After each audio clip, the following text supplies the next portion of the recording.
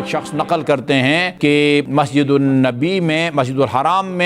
میں اور اس زمانے کا منکر خدا دہری، ابن ابی الاوجاع اور عبداللہ بن مقفع، یہ ہم تینوں بیٹھے ہوئے تھے اور لوگ بیت اللہ کے طواف میں مصروف تھے، اور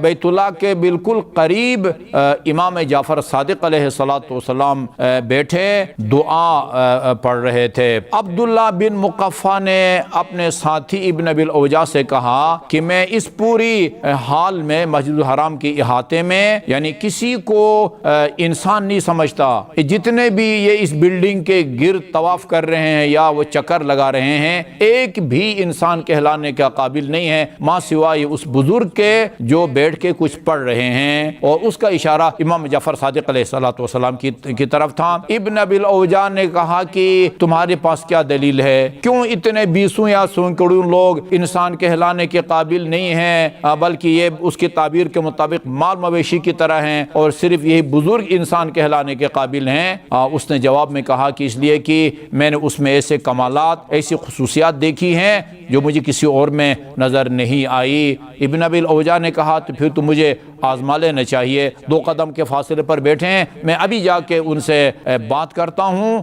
تاکہ یا تمہاری بات کی تصدیق ہو جائے یا تمہارے بات کی تردید ہو جائے۔ اس نے کہا میرا تو خیال ہے کہ یہ غلطی نہ کرو، ورنہ اگر تم نے اس سے بات کی، تبادلہ خیال ہوا تو تم اپنے عقیدے سے ہاتھ دھو بیٹھو گے۔ ابن ابی الاوجاع نے کہا نہیں، بات یہ نہیں ہے، تم اس لیے مجھے روک رہے ہو کہ تمہارا کہیں یہ دعویٰ غلط ثابت نہ ہو کہ صرف یہی انسان کہلانے کے قابل ہے۔ چنانچہ اس نے کہا کہ اگر جانا ہی ہے اپنے ساتھی سے، ایک دہری نے دوسرے دہری، ایک منکر خدا نے دوسرے منکر خدا یعنی ابن ابی الاوجاع سے کہا کہ جاؤ دیکھو، یاد رکھو کہ کہیں لغزش کا شکار نہ ہو، یہ اپنی بھاگ ڈور اس کے حوالے نہیں کرنا، سوچ سمجھ کے بات کرنا کہ کون سی بات تیرے فائدے میں جائے گی، کون سی بات تیرے نقصان میں جائے گی، ورنہ تجھے پتہ بھی نہیں چلے گا اور وہ تجھے لے جا کے کہیں باندھ دے گا۔ یہ ابن ابی الاوجاع گئے صادق آل محمد کی خدمت میں، لوگ بیٹھے ہوئے تھے، جب لوگ چلے گئے اور صرف امام جعفر صادق علیہ السلام اور ابن ابی الاوجاع یہ 2 جب باقی رہ گئے، ابن ابی الاوجاع ان کے پاس گئے امام کی خدمت میں، تو امام نے گفتگو کا آغاز کیا۔ کس طرح گفتگو کا آغاز ہوا وہ میں توحید صدوق کی روشنی میں آپ کی خدمت میں عرض کرتا ہوں۔ وہ گئے وہاں جا کے اور چند منٹ گفتگو کر کے واپس آئے، اور واپس آ کے اپنے ساتھی عبداللہ بن مقفع کے سامنے اپنے تاثرات کو بیان کیا۔ اس کے الفاظ یہ تھے، صادق آل محمد کی شخصیت سے متاثر ہو کے ایک منکر خدا نے جن تاثرات کو بیان کیا ہے وہ یہ ہیں، ان کان فی الدنیا روحانی یتجسد اذا شاء ظاہرا او یتروح اذا شاء باطنا فهو هذا۔ اگر اس دنیا میں کوئی روحانی مخلوق ہو جو جب چاہے انسانی شکل و صورت میں ظاہر ہو اور جب چاہے وہ انسانی اور جسمانی شکل و صورت میں ظاہر ہو، وہ یہی ہستی ہے۔ تو یہ کہنے لگے کہ وہ کیسے؟ اب یہاں سے گفتگو کا آغاز کیا۔ جلست الیہ ہے، میں ان کی خدمت میں جا کے بیٹھ گیا، اور جب ہم دونوں رہ گئے تو امام نے اپنی گفتگو کا آغاز کیا۔ میرے محترم ناظرین اور سامعین، 2 جملوں پر مشتمل امام نے سمندر کو کوزے میں بند کر دیا ہے، اور دیکھیں گے کس طرح اس نے اللہ اور اس کی معرفت کی طرف دعوت دی ہے۔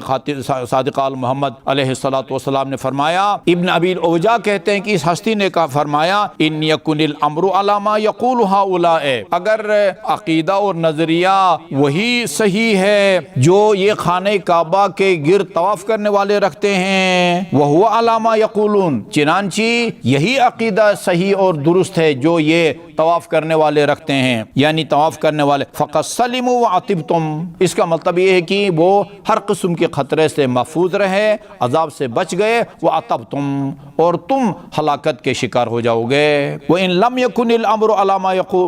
يَقُولُونَ وَلَيْسَ كَمَا وَإِن يَكُنِ الْأَمْرُ كَمَا تَقُولُونَ وَلَيْسَ كَمَا تَقُولُونَ، اور اگر تمہارا عقیدہ درست ہو، چنانچہ تمہارا عقیدہ درست نہیں ہے بلکہ ان کا عقیدہ درست ہے، اور اگر تمہارا عقیدہ ہو تو فقط استویتم انتم وہم، انہوں نے کوئی نقصان نہیں اٹھایا، ان کو کوئی خسارہ نہ ہوا، تم اور یہ برابر ہوئے۔ فقلت له، میں نے ان کی خدمت میں عرض کیا، وَأَيِّ شَيْءٍ نَقُولُ وَأَيُّ شَيْءٍ يَقُولُونَ، ہم کیا کہتے ہیں، ہمارا کیا عقیدہ ہے، اور یہ طواف کرنے والے مسلمان ان کا کیا عقیدہ ہے، وَمَا قَوْلِي وَقَوْلُهُمْ إِلَّا وَاحِدًا، ہم تو سمجھتے ہیں کہ ہمارا ایک ہی عقیدہ ہے۔ قال، آپ نے فرمایا، فَكَيْفَ يَكُونُ قَوْلُكَ وَقَوْلُهُمْ وَاحِد، کس طرح تمہارا اور عقیدہ اور ان کا عقیدہ ایک ہو سکتا ہے۔ وَهُمْ يَقُولُونَ، ان کا عقیدہ ہے کہ إِنَّ لَهُمْ مَعَادًا وَثَوَابًا وَعِقَابًا، ایک دن آئے گا جب اللہ تعالیٰ تمام مردہ انسانوں کو دوبارہ زندہ فرمائے گا، کسی کو ثواب ملے گا، کسی کو سزا، اور وَيُدِينُونَ بِأَنَّ لِلسَّمَاءِ إِلَٰهًا، اور ان کا عقیدہ ہے کہ آسمان کا بھی کوئی الہ ہے، معبود ہے، وہاں وہ آباد ہے، تم سمجھتے ہو کہ آسمان خالی ہے، اس میں کوئی مخلوق نہیں ہے۔ قال، ابن ابی الاوجاع کہتے فاغتنمتها منہ، امام کے اس بات کو میں نے غنیمت سمجھا کہ آسمان کا کوئی الہ ہے اور آسمان آباد ہے۔ فقلت له، میں نے کہا، ما منعه ان كان الامر كما تقول ان يظهر لخلقه ويدعوهم لعباده، اگر آپ کی بات درست ہو کہ آسمان کا کوئی خالق ہے، کوئی معبود ہے، کیا وجہ ہے کہ وہ اپنے مخلوق کے سامنے نہیں آتا، حتی لا یختلف فی اثنان، تاکہ اس کے بارے میں کوئی دنیا میں دو رائے یا دو قول نہ ہوں، جب دیکھیں گے سب لوگ سب اس پر ایمان لائیں گے۔ کیوں ایسا ہے؟ وَلِمَا احْتَجَبَ عَنْهُمْ، کیوں وہ خود حجاب میں ہے، وَأَرْسَلَ إِلَيْهِمُ الرُّسُلَ، اور اس نے لوگوں کی ہدایت کے لیے بقول آپ کے رسولوں کو بھیجا ہے، اور خود پردے غیب کے پیچھے چھپا ہوا ہے۔ وَلَوْ بَاشَرَهُمْ بِنَفْسِهِ كَانَ أَقْرَبَ إِلَى الْإِيمَانِ بِهِ، اور اگر سامنے آ جاتا اللہ تو اس میں زیادہ امکان تھا، یقیناً لوگ اللہ پر ایمان لاتے۔ فقال لی، جب میں نے کہا کیوں محجوب ہے، کیوں چھپا ہوا ہے، آپ نے فرمایا، ویلک، افسوس کی بات ہے، کیف احتجب عنک من اراک قدرتہ فی نفسک، اس ذات کو تم کس طرح حجاب میں یا پوشیدہ سمجھتے ہو کہ جس نے تیرے سراپا میں اپنے قدرت کے مظاہرے دکھائے ہیں۔ نشوءک ولم تکن، تو نہیں تھا تو اس نے تجھے پیدا کیا ہے۔ وکبرک بعد صغرک، تو چھوٹا تھا اس نے تجھے بڑا کیا۔ وقوتک بعد ضعفک، تو کمزور تھا اس نے تجھے طاقتور بنایا۔ وضعفک بعد قوتک، تو طاقتور تھا تو اس نے تجھے کمزور بنایا۔ اور سقمک بعد صحتک، تو صحت مند تھا تو اس نے تجھے مریض بنایا، تو مریض تھا تو اس نے تجھے صحت مند بنایا۔ ابن ابی الاوجاع کہتے ہیں، اب میرے پاس ٹائم مکمل ختم ہو رہا ہے، ابن ابی الاوجاع کہتے ہیں کہ اس ہستی نے، اس روحانی مخلوق نے میرے سراپا کے اندر موجود 22 کے قریب وہ ایسی تبدیلیوں کو بیان کیا جو مکمل طور پر میرے اختیار سے باہر تھے۔ ان کو سن کے مجھے ایسا لگا کہ ابھی تھوڑی دیر میں خالق کائنات میرے سامنے آ کے کھڑا ہوگا۔